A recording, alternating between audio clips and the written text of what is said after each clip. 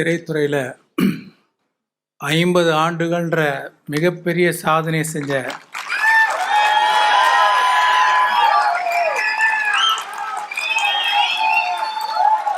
Super star Rajini sir அவர்களுக்கும், விழாநாயகன் சு வெங்கடேசன் அவர்களுக்கும்,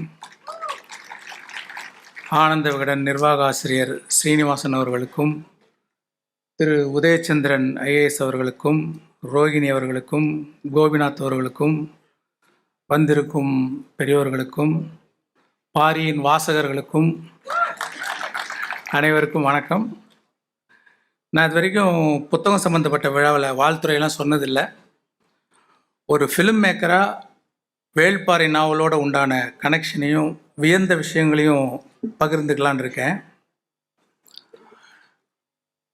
விகடன் நிர்வாக ஆசிரியர் ஸ்ரீனிவாசன் வந்து ஒரு தடவை என்னை சந்தித்தப்போ, ஆனந்த விகடனில் வேள்பாரின்னு ஒரு நாவல் வாரம் வந்துட்டுருக்கு, படித்தா படம் பார்க்குற மாதிரியே இருக்குது, நீங்கள் படமாக எடுத்தால் நல்லாயிருக்கும் அப்படின்னாங்க.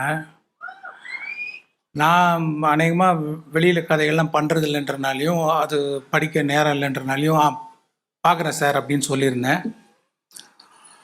அதுக்கப்புறம் பார்த்திங்கன்னா இந்த கரோனா டைமில் புத்தகங்கள்லாம் படிக்கலாம் அப்படின்னு முடிவு பண்ணப்போ ஞாபகம் வந்தது வேள்பாரி தான். சரி, இந்த வேள்பாரி புக்கை படிக்கலான்னு தேடினா எங்கேயுமே ஒரு பிரதி கூட கிடைக்கல. நான் டைரக்டர் வசந்தபாலன்ட்ட சொன்னேன். அவரும் தேடி பார்த்துட்டு அவர் டைரக்டாக சு வெங்கடேசன் அவர்களுக்கே ஃபோன் பண்ணி, சார் எங்கேயும் கிடைக்கலன்னு அவர் வச்சுருந்த பர்சனல் பிரதியை கொடுத்து அனுப்பிச்சார். அதில் தான் நான் அந்த புக்கை நான் படித்தேன். நாவல்கள் பெரும்பாலும் உணர்வுகளாக தான் விரியும். ஆனால் வேள்பாரி உணர்வுகளோட விஷுவல்ஸும் போட்டுக்கிட்டு விரிஞ்சுது. சூரிய ஒளி பின்னணியில் சில்லவுட்டில் அறிமுகமாகிற பாரியில் ஆரம்பித்து பிரம்மாண்டமான காக்கா விரிச்சு 4 வருஷத்துக்கு ஒரு தடவை தோன்ற ஒளிவாள், பட்டாற்று மணலில் வர்ற ஆயிரக்கணக்கான யானைப்படைன்னு காட்சிகள் விரிஞ்சிக்கிட்டே இருக்கு. பாரி கபிலருக்கு ஒரு விருந்து கொடுப்பார். விருந்து கொடுக்கும்போது இந்த 60ஆங்கோழி, அந்த பகரின்ற பறவையோடைய ஈரல், மான், இதுங்களுடைய இறைச்சியெல்லாம் வைக்கிறாங்க. அந்த இறைச்சிக்கு மேட்சிங்காக கல், அதை தேரல் சொல்கிறாங்க, அது வைக்கிறாங்க. அதுக்கு மேட்சிங்காக இசை, அதுக்கு பொருத்தமாக இப்போ மான் கறினா மான் டான்ஸு, ஒரு மான் நடனம், இப்படின்னு ரொம்ப அற்புதமான அந்த விருந்து காட்சி எனக்கு உண்மையிலே ஒரு சாங் ஓடுது பின்னாடி அது எடுக்கிறதுக்கு. இப்போ முல்லைக்கு தேர் கொடுத்தான் பாரின்ட்டு நம்ம பாரியோடைய கருணையை பற்றி நம்ம ஸ்கூலில் படிச்சிருக்கோம். இந்த நாவலில் பாருங்கள், ஒரு காலங்காத்தால் கபிலரை கூட்டிகிட்டு பாரி ரொம்ப தூரம் நடந்து போய்கிட்டே இருக்கார். ரொம்ப தூரம் வந்தாச்சு. அப்போ கபிலர் கேட்குறாரு, இன்னும் எவ்வளோ தூரம் போகணும் அப்படின்னு. அப்போ பாரி கேட்குறாரு, கால் வலிக்குதா, நான் வேணா தோளில் தூக்கிக்கிட்டுமா அவங்கள அப்படின்னு கேட்குறாரு. இல்லை, நம்ம தேரில் வந்திருக்கலாமே அப்படின்னு அவர் கபிலர் சொல்கிறாரு. இல்லை, இது மான்கள் இணைகிற காலம், மேட்டிங் டைம்.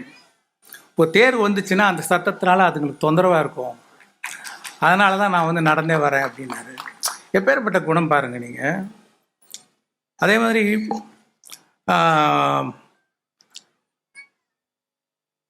எங்கே விட்டாலும் ஒரே திசையில் உட்கார்ற தேவாங்கு, பூமிக்கு அடியில் விலை உயர்ந்த மணிக்கற்களை ரகசியமாக சேமித்து வச்சுருக்கிற பாடி நகர், அதுக்கு லேண்ட்மார்க்காக வானத்தில் இருக்கிற நட்சத்திர கூட்டம், அந்த நட்சத்திரத்தை பகல்லையும் பார்க்கக்கூடிய கருநெல்லி, பாரியின் காதலி ஆதினி அணைச்சதும் ஒரு இலை கூட தெரியாமல் மொத்த மரமும் பூத்து குலுங்குற 7 இலை பாலை,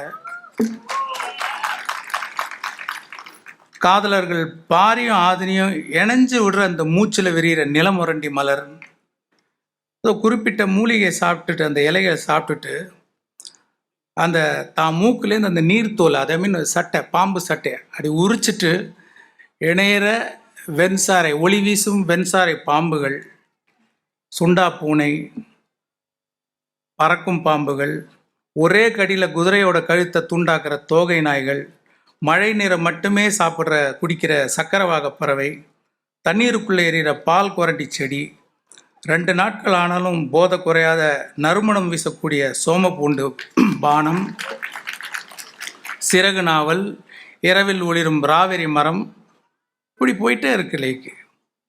ஒரு ஊரையே துவம்சம் செய்கிற ஒரு மதம் கொண்ட யானை, அது யாராலையும் அடக்க முடியல. நிறைய வீரர்கள் அடக்க ட்ரை பண்ணுறாங்க, ஆனால் முடியல. அப்போ ஒரு குழந்தைய மார்பில் வச்சுட்டு இருக்கிற ஒரு பெண்மணி அசால்ட்டாக தூக்கி பின்னாடி போட்டுக்கிட்டு ஒரு மூலிகை செடியை காமிச்சு அப்படியே அந்த யானையை மண்டியிட வச்சு பயந்து திருப்பி காட்டுக்குள்ளே ஓட விட்ட ஒரு பரம்பு பெண்மணி.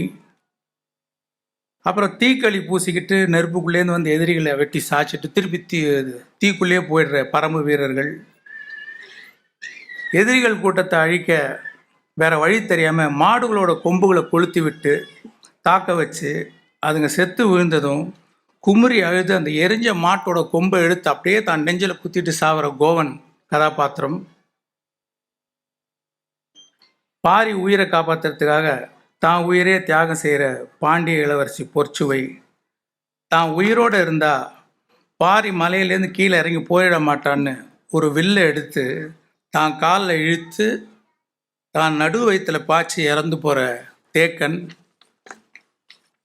பரம்பு ஆசான் தேக்கன் செத்ததும் அவனை தூக்கிக்கிட்டு ஓடுற இந்த கூவல் குடி வீரன் வந்து விதவிதமான ஒலிகளை எழுப்பி அந்த காட்டில் இருக்கிற பூச்சி, பறவை, நாய், தவளை எல்லாத்துக்கும் தெரிவிக்கிறான்.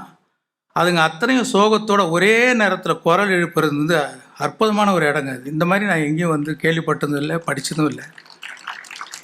இது வரைக்கும் வராத ஒரு சோக பாடல் சுச்சுவேஷன் அது. எதிரிகளோட யானைப்படை வந்து தண்ணி குடிக்கிற குளத்தில் வந்து சங்கு அட்டைகளை போட்டு அதுங்க யானை வாய் வழியாக போய் மூளையை அரிக்க வச்சு மதம் பிடிக்க வச்சு வீழ்த்துறது. ராத்திரியில் நெருப்பாக தகிக்கிற அந்த அனலி பூச்சிகளை கூட எதிரிகளை தாக்கிற ஒரு ஆயுதமாக பயன்படுத்துகிற பாரியோட புத்தி, யுக்தி, இப்படி ஏகப்பட்ட விஷயங்களை அருமையாக எழுதியிருக்கார் சு. வெங்கடேசன் அவர்கள். இது வந்து ஒரு இன்ஃபர்மேஷன் யுகம். Information is wealth. அதனால தான் 20 வயசுலேருந்து 30 வயசு வாசகர்களையும் இந்த வேள்பாரி நாவல் அதிகமாக ஈர்த்திருக்கு. சு. வெங்கடேசன் அவர்கள் என்னன்னு சொல்லி பாராட்டுறது, பூமிக்கு அடியில் விலை உயர்ந்த மணிக்கற்களை சேமித்து இருக்கிற இடத்த பாழி நகர்னு சொல்கிற மாதிரி தனக்குள்ள விலை மதிப்பில்லாத அறிவையும் படைப்பு திறனையும் சேமித்து வச்சிருக்கிற பாழி நகர்னு இவரை சொல்லலாமா?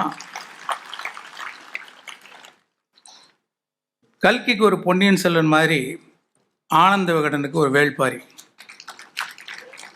பொன்னியின் செல்வன் மாதிரி வேள்பாரியின் புகழ் இன்னும் 50 ஆண்டுகள் தாண்டியும் நிலைச்சு நிற்கும். அறம்னா என்ன, அறுக்கிறது தானே அப்படின்னு கேட்குற காலகட்டம் இது. அறம்னா என்ன, எத்திக்ஸ்னா என்ன, வேல்யூஸ்னா என்ன, இயற்கையோட இம்பார்ட்டன்ஸ் என்னன்னு இந்த ஜென்ரேஷனுக்கு புரிகிற மாதிரி பிடிக்கிற மாதிரி எழுதியிருக்கார் சு. வெங்கடேசன் அவர்கள்.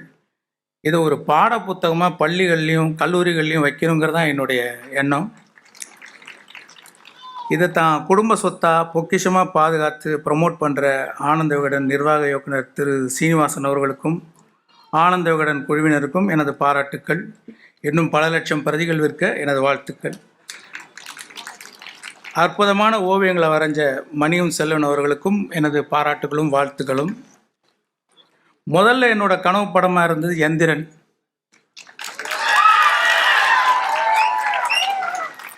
இப்போ என்னுடைய கனவு படம் வேள்பாரி.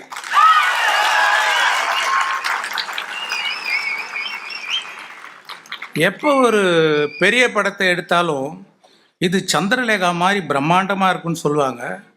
ஆனால் உண்மையிலேயே சந்திரலேகாவோட ஒப்பிடுற மாதிரியும் அதுக்கும் மேலேயும் ஒரு படமாக வேள்பாரி வரும் நம்புகிறேன்.